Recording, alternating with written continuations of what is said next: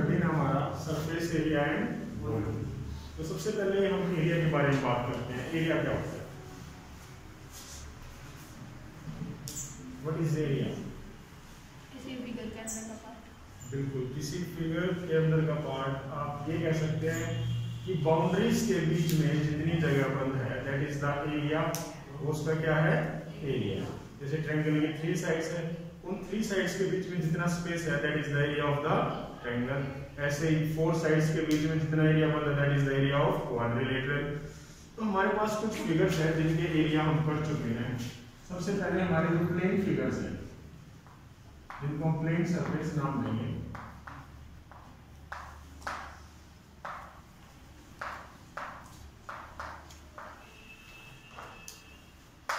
Triangle,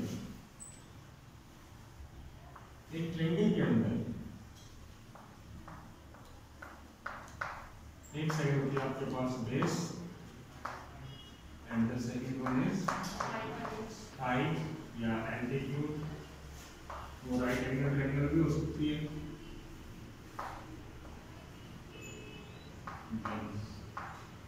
ये base, ये आपकी हाइट, कैसे भी प्लीज। तो आपकी ट्रायंगल का एरिया क्या रहेगा? Half of base into height. अगर ट्रायंगल एक इक्विलेटरल ट्रायंगल है तो उसकी सभी साइड्स की डायमेंशन क्या होंगी? Equal.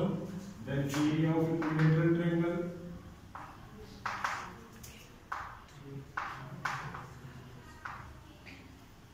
Equilateral under 3/4 into side square. ठीक है। अब इसके बाद 4 साइड्स पर आते हैं। कुछ इंपॉर्टेंट फिगर्स के बारे में बात करेंगे।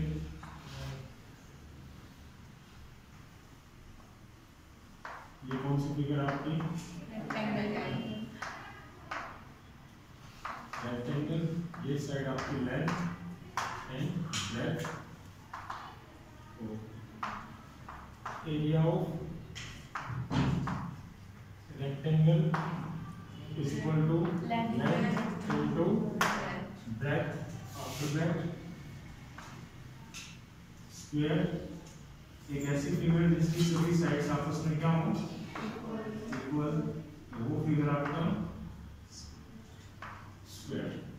Area of square side square is equal to side square. Next one circle.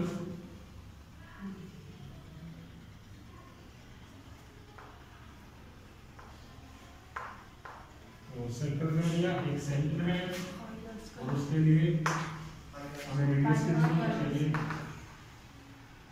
Area of circle is equal to pi r square. अब हम जो काम करने वाले हैं हम एरिया वगैरह निकालना चाहते हैं सॉलिड फॉर्म्स का। ठीक है। तो जो प्लेन फिगर है उसमें 2 ही डायमेंशन होती है, लेंथ ब्रेड्थ। ठीक है। वो एक प्लेन फिगर है, उसमें कोई हाइट नहीं है। जैसे ये रूम, आप जिस रूम में बैठे हो, अगर इसके फर्श की बात करें तो वो क्या है? प्लेन सरफेस, लेंथ है, ब्रेड्थ है। बट अगर इसकी हाइट को इंक्लूड किया जाए और पूरे कमरे की बात करें, पूरे रूम की बात करें, that is a solid, that is a cuboid. वो क्या है? एक क्यूबॉइड है। पर जो ये क्यूबॉइड है ये भी अपने आप में कुछ प्लेन सरफेस से मिलकर बना है। जैसे ये फर्श, ये फ्लोर आपको रेक्टेंगुलर दिख रहा है, रूफ भी रेक्टेंगुलर, चारों दीवारें भी कैसी है? रेक्टेंगुलर। में भी स्क्वायर शेप हो ऐसा कोई जरूरी नहीं है। पर ये रूम कैसा है? सभी रेक्टेंगुलर फेसेस हैं इसके अंदर। इसमें कुल मिला के कितने फेस हैं? 6। तो अगर आपको इस सॉलिड शेप का एरिया निकालना है तो हमें इसके इन 6 के 6 फेसेस का एरिया निकालना पड़ेगा और उनको क्या कर देंगे? प्लस। तो वो जो फेसेस है वो फेस एक तरह से इन्हीं से बनेंगे। ये होल एक रेक्टेंगल, वो भी एक रेक्टेंगल, तो उसका एरिया भी लेंथ इनटू ब्रेड्थ। तो हमें इन्हीं को ही अल्टीमेटली यूज करना पड़ेगा और हम उनके लिए फॉर्मूला ड्राइव करेंगे। तो सबसे पहले आप इन्हें नोट कीजिए, उसके बाद आगे बात करते हैं।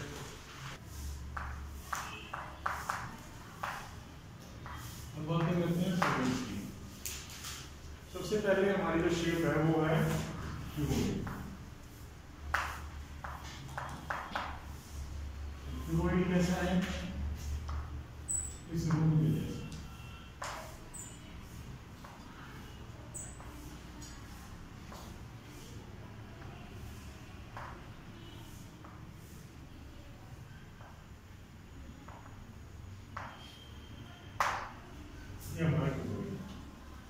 इसकी लेंथ है, ब्रेड्थ है और हाइट। अब इस रूम में दो area, curved surface area and total surface area. Curved surface area क्या होता है? सिर्फ जो हमारा राउंड पार्ट है, चारों दीवारों का एरिया, या फिर टॉप और बॉटम को छोड़ के एक शेप में जो एरिया बचा हो उसका क्या कहलाता है? Curved surface area. और टोटल सरफेस एरिया क्या होता है? टॉप और बॉटम को भी इंक्लूड कर दें तो हमारा बन जाएगा टोटल सरफेस एरिया। अगर अब इस पूरे क्यूबॉइड को समझा जाए तो इस पूरे क्यूबॉइड को समझने के लिए क्या करें? इसको प्लेन शेप में चेंज कर दें। ये बेस है, नीचे वाला पार्ट, जिसमें डायमेंशन क्या है? लेंथ और ब्रेड्थ। अब जो आपको इस तरफ पार्ट दिखाई दे रहा है उसका डायमेंशन क्या है? ब्रेड्थ और हाइट। उसको इस तरफ ओपन करें, ये ब्रेड्थ और ये हाइट। ऐसे एक सेम पार्ट इस तरफ भी है, अब उसको इस तरफ ओपन कर दीजिए। वहां से आपको क्या मिलेगा? Breadth and height. अब कितने पार्ट बचे? एक तो रूम की ये वॉल, एक वो वॉल और एक वो, ठीक है। फ्लोर को ये फर्श। अगर अब इस साइड वाले वॉल को इस तरफ ओपन किया जाए तो ये लेंथ है और ये क्या है? ब्रेड्थ है, हाइट। तो ये पार्ट इधर ओपन हो जाएगा, इसमें है लेंथ और हाइट। अब उसके ऊपर छत है, उसको ओपन किया जाएगा तो वो बिल्कुल फ्लोर के जैसी होगी। और फ्लोर कैसा है? लेंथ और ब्रेड्थ, ये लेंथ, ये लेंथ और ये हमारी ब्रेड्थ। अब क्या बचा? पीछे वाले को, तो उसमें क्या मिलेगा आपको? Same length and height.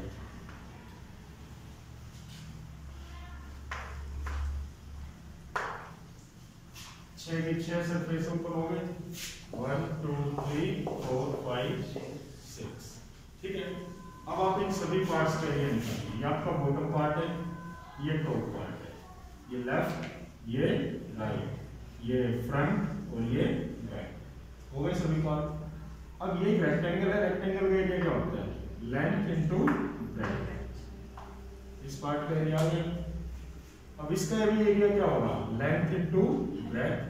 But L और बी की जगह वहां पर क्या लिखा हुआ है? सिंगल ही तो है, कोई प्रॉब्लम नहीं है उसमें। तो सिमिलरली इसका एरिया भी क्या हो जाएगा? BH। अब इसका एरिया क्या होगा? Length into breadth. लेंथ पर L लिखा हुआ और ब्रेड्थ पर सिंबल है H। ऐसे ही यहाँ पर LB और ये L। हर दो सरफेस जो यहाँ पर आपके वो एरिया में सेम है। जितना एरिया फर्श का है, फ्लोर का, उतना ही टॉप का है। जितना फ्रंट वॉल का उतना ही बैक, जितना राइट वाली दीवार का उतना ही लेफ्ट। ये छोटी बड़ी है। अगर ये क्यूबॉइड प्रॉपर्ली बनाया गया है, सही ढंग से बनाया गया है, तो ये सरफेस आपस में सेम है। अगर आप बात करते हैं कि इसका CS से निकालिए, कर्व्ड सरफेस एरिया।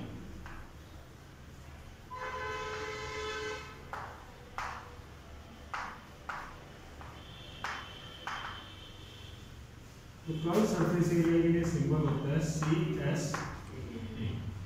कैसे निकालेंगे? टॉप को छोड़ दो, बॉटम को छोड़ दो। तो कितने BH है हमारे पास? 2BH और 2LH। ये बना 2BH और 2LH। तो दोनों में से क्या बना? तो अंदर क्या बचा? E प्लस L या L प्लस E। तो ये इसके किसका फॉर्मूला हो गया? CSP। आपको ये लग कोई प्रॉब्लम? अब अगर इसका टोटल सरफेस एरिया निकालना है, टोटल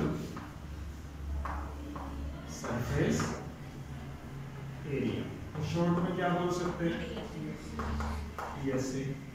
तो टोटल सरफेस एरिया क्या होगा, ये जो दो सरफेस छोड़े हमने टॉप और इनको भी ऐड कर दें, तो टॉप और बॉटम को भी ऐड करते हैं, तो क्या बना 2 तो वहां पर एल बी है, ठीक है, 2 वहां पर बी एच है और 2 वहां पर, सभी में से 2 क्या आ जाएगा, ये बना l b plus b h plus l h. ये किस चीज का फॉर्मूला हुआ आपका, टीएस, ये क्यूबॉइड का टीएस है। प्रॉब्लम थर्ड फॉर्मूला होता है वॉल्यूम,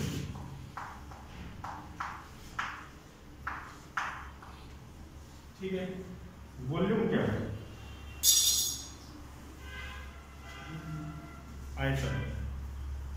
वॉल्यूम को आप मान सकते हैं कैपेसिटी, क्षमता। किसी चीज के अंदर कोई चीज कितनी रखी जा सकती है, कितनी भरी जा सकती है, वो उसकी क्या है, वॉल्यूम। फॉर एग्जांपल ये अगर एक क्यूबॉइडल टैंक है तो कहेगा इसके अंदर कितना पानी भरा जा सकता है, then we have to find out the volume. हमें क्या निकालनी पड़ेगी, इसकी वॉल्यूम, ठीक है।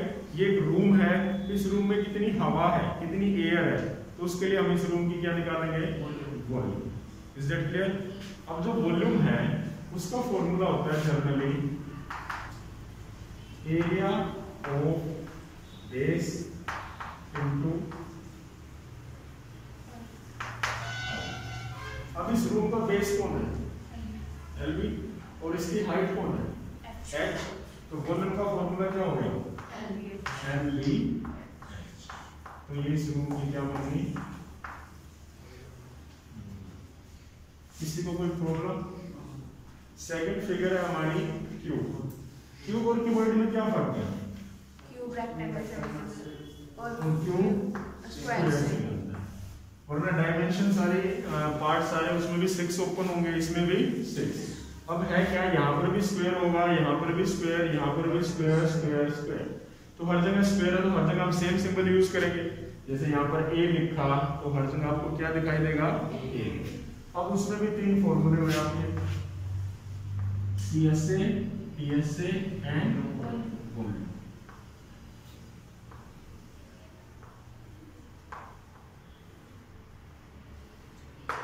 सबसे पहले सीएसए की बात,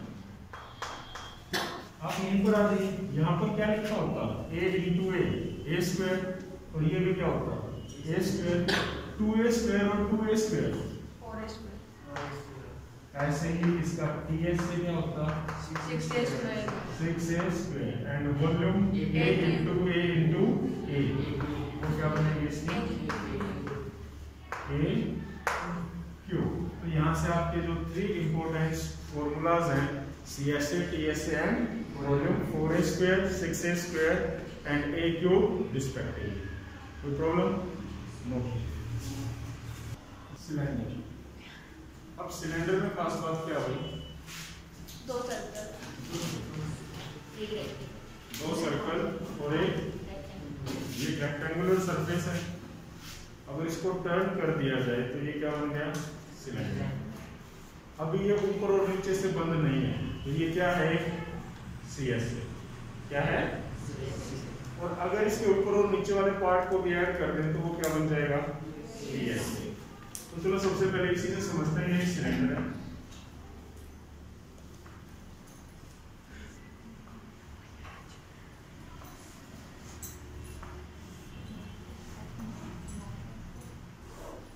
इस सिलेंडर को बीच में से कट किया और ओपन कर लिया, तो कौन सी शेप बनी है, rectangle.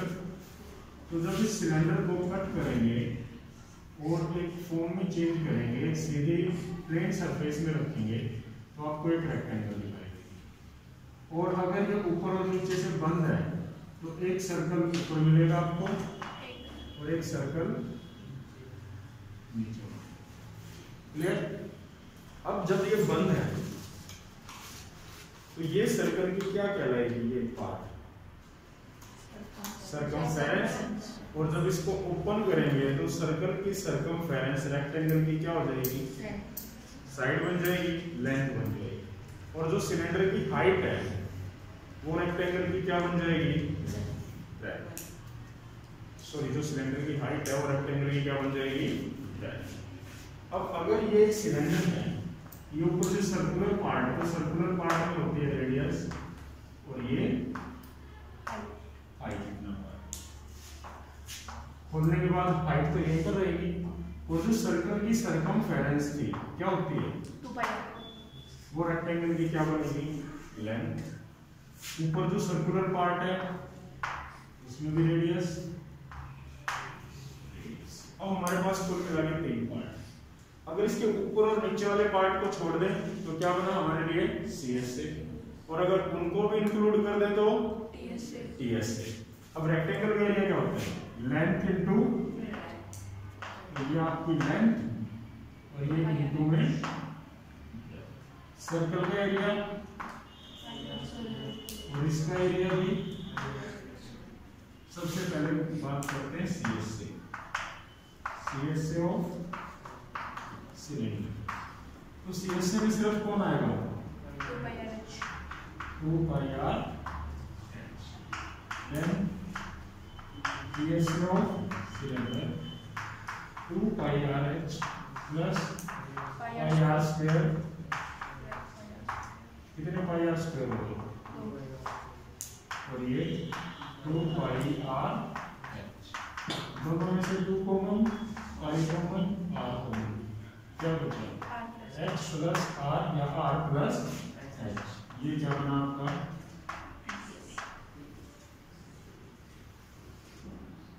TSA। Clear? Next one, volume।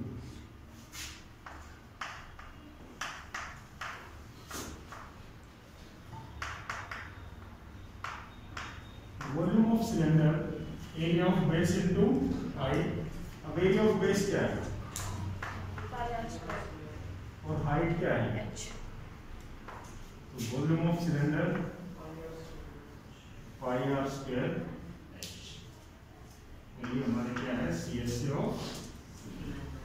हर फिगर में हमारे पास 3 फॉर्मूले आ रहे हैं, CSA, TSA and volume. Next one,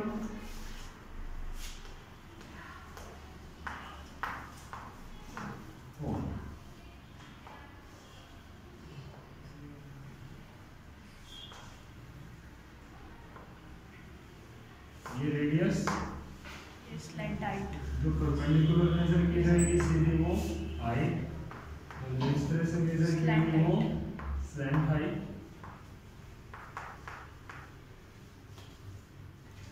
ऐसी शेप कौन सी होती है आपके पास जो कोनिकल शेप में? सिंपली तो जनरल लाइफ से एग्जांपल जो कोनिकल शेप में आपने देखे, बर्थडे वाली कैट, जोकर वाली कैट, ठीक है। आइसक्रीम का कोन, जो कोन शेप आइसक्रीम लिखते हैं, कोर्नेटो, नीचे से कोन शेप। और कोई स्पिनर, अपनी लैंग्वेज में क्या बोलते हैं? लट्टू। लट्टू कैसा दिखता है? कोन शेप ही हो। और कोई शेप, पेंसिल को जब शार्प करते हैं तो जो उसके आगे वाला पार्ट बनता है वो कैसा होता है? कोन ही बनता है। पेंसिल का अंदर से लेड होता है, फिर पीछे की तरफ एक सर्कुलर पार्ट बन जाता है, तो रफली वो भी एक कैसी शेप आपकी? Conical shape. तो इस तरह की जितनी भी शेप है वो कोन में कंसीडर की जाएंगी। अब इसके भी कितने फॉर्मूले बनेंगे? CSA और तो CSA को होता है पाई r एंड TSA और कोन पाई r into r plus l and volume of pi r square h का third part, that is 1/3 pi r square h। अगर सेम हाइट और सेम रेडियस के कोन है, कोन की और सिलेंडर की हाइट सेम है, जैसे ये डायग्राम है तो वो डायग्राम, तो ऐसे ऐसे अगर 3 कोन पानी से फिल करके हम सिलेंडर में डालेंगे तो cylinder will be filled up to its brim, वो अपनी ऊपर किनारियों तक पूरा भर जाएगा। इसलिए कोन की वॉल्यूम सिलेंडर का कितना पार्ट है, 1/3। कोई प्रॉब्लम? नेक्स्ट वन हमारे पास जो शेप आएगी स्फीयर। स्फीयर और सर्कल पेपर पे ड्रॉ करें वो सेम ही दिखते हैं, बट जनरली दोनों फिगर डिफरेंट है। Circle is just a ring, वो क्या है, एक रिंग है। जैसे आपने फर्श पर कोई चौक से गोला लगा दिया, बोर्ड पर या कॉपी पर कोई सर्कल ड्रॉ कर दिया, that is a circle. But अगर आप बॉल की बात करें that is a sphere, football की बात करें स्फीयर, मार्बल्स अपनी लैंग्वेज में कंचे, वे क्या है, स्फीयर। कोई भी शेप जिसके अंदर हाइट है वो क्या है, एक सॉलिड है, जब तक वो प्लेन है। जैसे आप एक जमीन पे सर्कल लगा लेते हैं, that is just a circle. पर अगर आप वैसे बहुत सारे सर्कल, आप एक पेपर लेते हैं, पेपर में से एक पार्ट कट करते हैं, आपको एक सर्कल दिख रहा है। ऐसे आप बहुत सारे सर्कल एक दूसरे के ऊपर रखते जाइए, आपको क्या दिखेगा, स्फीयर। चलिए ₹1 का सिक्का लीजिए, आपको एक सर्कल दिखेगा, सर्कल ही दिखेगा ना। आप ₹1 के सिक्के के ऊपर सेम वैसे ही कॉइन्स रखते जाइए, क्या दिखेगा आपको, सिलेंडर। आप उसके अंदर हाइट ऐड करते जा रहे हैं। हर सिक्के की अपनी आप में कुछ ना कुछ हाइट होती है। जब तक आप उसके ऊपर वाले सरफेस को देखते हैं दैट इज ए सर्कल, पर जब आप उसे हाथ में उठा के देखेंगे उसकी भी अपनी कुछ ना कुछ हाइट है। अब एक सिक्के में समझ में नहीं आता, पर जब हम कॉइन के ऊपर कॉइन रखेंगे देन यू विल सी कि वहां पर हाइट है। Is that clear? तो वो अपने आप में फिर क्या कहलाएगा, एक सिलेंडर। तो कॉइन एक सर्कल है या एक सिलेंडर है, सिलेंडर। कॉइन का जो ऊपर वाला पार्ट देख रहे हो वो एक सर्कल है, पर पूरे कॉइन की बात करें तो कॉइन क्या है, एक सिलेंडर है। जो हमारे मार्बल्स हैं, कंचे हैं, गोलियां हैं, वो क्या है, स्फीयर है। और जो हम ऐसे ही गोल घुमा के ड्रॉ कर देते हैं कॉपी के ऊपर, वो क्या है, सर्कल है। Is that clear? जो खेलने वाला क्यूब होता है, कलर्स मैच करते हैं, वो कौन सी शेप है, क्यूब है, क्यूबॉइड है, क्या है, क्यूब है। खेलते हैं ना, कलर्स मैच करते हैं, तो वो भी एक क्यूब है। ये रूम क्या है, क्यूबॉइड। तो स्फीयर है। आपके हाथ में गेंद दे दी, बॉल दे दी, चलो सबसे पहले एक बकेट है, बाल्टी है, मैंने कहा भाई इसका ऊपर और नीचे का सरफेस बताओ, तो बता सकते हैं, ये नीचे का, ये ऊपर का, और जो राउंड पार्ट है वो इसका चारों तरफ का सरफेस है। इस रूम के अंदर मैं कहूँ भाई ऊपर और नीचे वाला पार्ट कौन है, ये है। एक बॉल दे दी, मैंने कहा इस बॉल में ऊपर और नीचे वाला पार्ट आइडेंटिफाई करके बताइए, बता सकते हैं? वो चारों तरफ से, ऊपर से, नीचे से, दाएं से, बाएं से कैसे होती है, सेम होती है। ठीक है, तो इसका कोई CSA नहीं होता, इसका CSA या TSA जो कुछ भी है वो सारा क्या है, इसका सरफेस। इसके अंदर एक ही सरफेस है, इसलिए इसको क्या कहा जाएगा, सिर्फ इसके अंदर एक ही पार्ट निकलेगा, सरफेस एरिया। तो सरफेस एरिया ऑफ स्फीयर होता है 4πr and volume of sphere, volume of sphere होती है 4/3πr क्यूब। अब स्फीयर की वॉल्यूम से मतलब क्या, इसकी क्या यूज है? मान लो एक गोली का कैप्सूल है, गोल वाला टैबलेट है, तो उसके अंदर कुछ ना कुछ मेडिसिन है, तो ये क्वेश्चन बन सकता है कि उसके अंदर कितनी मेडिसिन है। Then we have to find out the volume. हमें उसकी क्या निकालनी पड़ेगी, वॉल्यूम। घर पे मटका देखा, पानी का पोट, तो कंटेनर वो कैसी शेप में है, स्फीयर। क्वेश्चन ये है कि उसके अंदर कितना पानी है, then we have to find out the volume of the sphere. हमें स्फीयर की क्या निकालनी पड़ेगी, वॉल्यूम। और अगर ये कहे कि इसको बनाने में जो सरफेस है वो बनाने के बाद इसके कितने एरिया पर पेंट होगा, कितने सरफेस पर पेंट होगा, तो क्या निकलेगा उसका सरफेस एरिया, अगर वो कंप्लीटली बंद है ऊपर से। ठीक है, आपके एक बॉल है, कहते हैं इस बॉल पे पेंट करना है, तो कितना सरफेस है, देन क्या निकलेगा उसका सरफेस एरिया। अब आप इसके बाद आता है हमारे पास हेमिस्फीयर।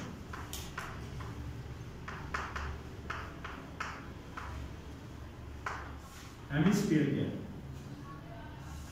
इस स्फीयर को बीच में से कट कर दें तो जो शेप बची वो क्या बची? ऐसी शेप किचन में बहुत सारे बाउल्स देखे होंगे आपने, कैसे है भाई? हेमिस्फीयर। कई बार क्रिकेट खेलते हुए वो हमारी टेनिस बॉल है वो फट जाती है, आधी टूट जाती है, टूटी है कभी? कटी है। उसके बाद जो हाफ पार्ट बचा वो क्या अपने आप में? हेमिस्फीयर। ठीक है, वो किंडर जॉयस कुछ टॉयज आते हैं, मार्बल्स, जेम्स, मार्बल वाले जेम्स, दो बॉल होती है जो आपस में बंद होती है। ठीक है, उनको खोलने के बाद एक आधा हिस्सा अलग हो जाता है और एक आधा हिस्सा अलग। तो जो हाफ पार्ट है उस मार्बल्स की बॉल का, तो जो हाफ पार्ट है वो हमारा क्या है? एक हेमिस्फीयर। सॉरी, ठीक है, हेमिस्फीयर। तो अब इस हेमिस्फीयर में ऊपर और नीचे वाला पार्ट है, ये इसका लोअर पार्ट और ये इसका अपर पार्ट, जो शेप में है ये, और इसमें तो लोअर और अपर पार्ट है, तो इसके तीनों फॉर्मूले बन सकते हैं, CSAB, ESAB, CSA। एक कंप्लीट बॉल थी आपके पास, मान लीजिए उसका पूरा surface 10 centimetre square, 50 centimetre square कुछ भी था, 50 सेंटीमीटर स्क्वायर, आपने उसको बीच में से कट कर दिया, तो कितना सरफेस बचा? 25 बचा। तो मतलब जो इसका CSA होगा वो पूरे स्फीयर का हाफ होगा। अगर पूरे स्फीयर का 4 पाई r स्क्वायर है तो आधे स्फीयर का। अब आपने क्या किया, वो जो हेमिस्फीयर बना आपके पास, आपने उसके ऊपर एक ढक्कन रख दिया, तो जो उसके ऊपर ढक्कन रखेंगे, लेड रखेंगे, उसकी शेप क्या होगी? सर्कल। तो जो नीचे वाला पार्ट है उसमें 2 पाई r स्क्वायर है, और जो ऊपर आपने रखा वो भी अपने आप में एक सर्कल जैसा दिख रहा है, तो उसका एरिया क्या होगा? पाई r स्क्वायर। तो 2 पाई r स्क्वायर तो CSA में, एक ऊपर से जो सर्कल बंद किया वो भी पाई r स्क्वायर, तो कितने पाई r स्क्वायर होंगे? 3 पाई r स्क्वायर। कैसे? घर पे चलो कटोरी आपके पास, कटोरा है, बाउल है, तो आपका एक हेमिस्फीयर है, चुन कीजिए उसको। अगर आप एक प्लेट से ऊपर से ढक देते हैं तो जो नीचे वाला पार्ट है वो तो 2 पाई r स्क्वायर है, और जो आपने उसके ऊपर प्लेट रखी वो क्या है? पाई r स्क्वायर है। तो टोटल कितना हो गया? 3 पाई r स्क्वायर। अब इसकी कैपेसिटी की बात आती है, इसकी वॉल्यूम की बात आती है। तो अगर पूरे में 4/3 पाई r स्क्वायर कोई भी चीज फिल की जाती है तो हाफ में 2/3 पाई r, 4/3 पाई r क्यूब, तो हाफ हो जाएगा 2/3 पाई r। अब जो कोन है उसमें स्लांट हाइट बची है, तो जो ये राइट एंगल ट्रायंगल बनती है, इन तीनों साइड में एक रिलेशन है, L square is equal to R square plus X square. आप इनमें से इन डायमेंशंस का यूज करके आपको जो भी पार्ट निकालना हो आप आसानी से निकाल सकते हैं। अगर आपको L निकालना है तो that is √of R square plus X square. अगर आपको H निकालना है तो R स्क्वायर राइट से लेफ्ट में गया, L square minus R square. और अगर आपको R निकालना है that is √of L square minus H square. ये आपके फोन में कुछ L के बारे में जानकारी बची थी थोड़ी सी, वो आप प्रॉपर यूज कर सकते हैं, कोई प्रॉब्लम? अभी हमारा जो जितना भी सिलेबस है वो इन्हीं शेप्स के बारे में है। इन 10th क्लास आपकी सिर्फ एक फिगर और एक्स्ट्रा ऐड होगी, दैट इज फ्रस्टम। क्या हिंदी में बोलते हैं छिन्नक। अब फ्रस्टम क्या होता है? इंग्लिश में सुन लो, बढ़िया है, हंसो मत। तो जो छिन्नक है फ्रस्टम वो कैसा होता है? बाल्टी देखिए, बकेट, ये वाली की जो प्लास्टिक की सीधी होती है वो इस शेप वाली देखी होंगी, चाय के गिलास जो ऊपर से चौड़े होते हैं और नीचे से आगे भिड़े हो जाते हैं, नैरो हो जाते हैं, शीशे वाले गिलास देखे होंगे। तो वो हमारे क्या है? फ्रस्टम। वो बने कैसे? वो हलवाई की शादी में ड्रम आते हैं, हलवाई वाले, वो कैसे होते हैं? ऊपर से गोल और फिर थोड़े से स्लांट और नीचे से फिर से राउंड। तो वे सारी शेप्स हमारी क्या है? फ्रस्टम है। तो उसका सिर्फ एक ही टॉपिक ऐड होगा 10th क्लास में और सारा चैप्टर सेम है, कुछ एक्स्ट्रा ऐड नहीं होगा एक फ्रस्टम के अलावा। कोई प्रॉब्लम?